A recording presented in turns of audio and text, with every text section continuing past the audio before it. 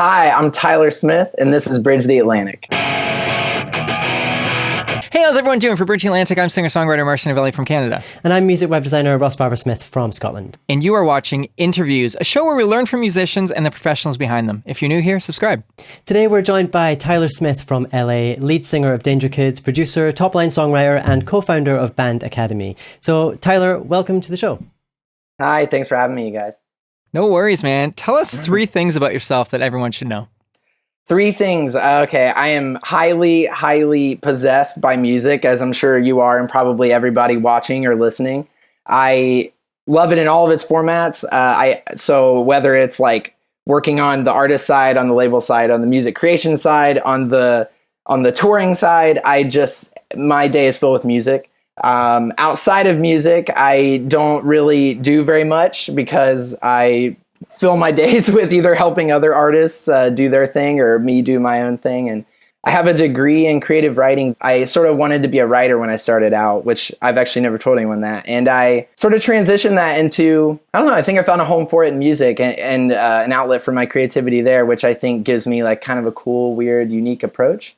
And as far as like the songwriting goes, the last few years have been really good to me. I've gotten to work with all sorts of different cool artists and different genres. A lot of people just think I'm a rock guy, but I work with like country artists that I love, and I work with pop artists, and I actually work with video game studios and do video game music and stuff like that as well. So I'd love to start by talking about the latest DangerKids album, which I love, by the way. I've been rocking it all day today. Thank you. Same. I read in your bio that releasing it was a matter of finding the right timing. Could you go into some detail on that and also let us know what people can expect from the record if they haven't heard it? Sure. So it was a unique experience because I probably finished the record in 2015 and like in hand finished and it didn't see the light of day until early 2017. And that there was a few things that we were doing there, and it wasn't as much as we were actively waiting, but we were definitely trying to create the greatest opportunities. Because I think as an artist, one of the things you want to do is you can't control how people perceive your music, but you can certainly stack the deck to the best of your ability, right? So you can decide that this song is better to come out first and that this is a good time for that and things of that nature. And so in our case, we had the unique experience of getting to entertain a couple different like record deal options. We were originally signed with a label called Rise Records with our debut album, and they had reoffered us as well as a few bigger ones, like some major ones that the deals weren't very generous or anything like that, but we wanted to do our due diligence, and so that was part of waiting. And ultimately we ended up sort of creating a label through our management, because our management was I would say one of the biggest thing that really impacted our careers. And so we felt like doubling down on them. They're called Fly South Music or Fly South Music Group. We thought was a really good idea. And so we created our own label, cut our own deal. And I'll tell you this, it's not for everybody. It's definitely for people that are not on the passive side. You have to be very active and very motivated, and you have to want to be a music person like us and learn each side of the industry, including distribution and really learning it and PR and all of those things, because you miss that, right? A lot is gained by signing yourself, I think. And then you also lose that room of people that are just chipping away for you every day. But you certainly do end up with creative freedom, or not even creative freedom, but just career freedom, I think. All of a sudden, it really is your budget, and it really is up to your brain. And you can either make a grave error or a wonderful decision, and the only person responsible for that success is you. And we've always been that DIY band, so to us, that sounded very appealing. You're also a producer and songwriter for other artists.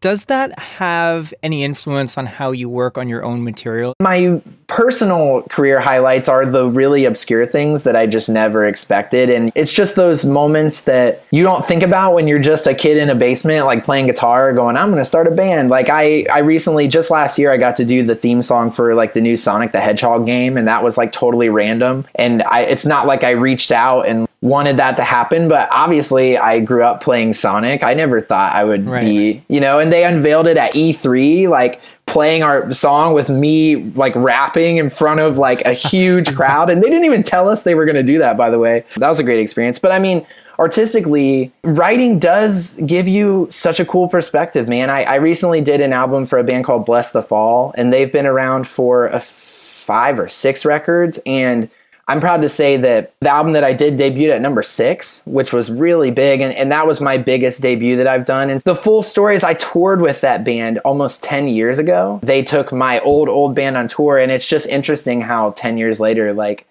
we're all just still doing it in different ways. And so I found myself in the unique opportunity where I got to do that record, and I got to sort of create a path for a band that's been around for 5 albums. I felt the weight of that responsibility. I did the last Falling in Reverse record, which was cool. And then they got mixed by Tony Maserati, which was really cool. So I got to go into like the guy who mixes Beyonce's like studio randomly, all for like a rock band. You know what I mean? It's just not the things that I ever think about. I'm a home studio guy. That's a really foreign world to me. When you look back, I guess it is interesting the things that the path has led me. Do you find that's just happened from keeping yourself open to opportunities and following like your gut feeling on things? I don't go around trying to withdraw from people. You know what I mean? If anything, I try to deposit and I try to add value to people.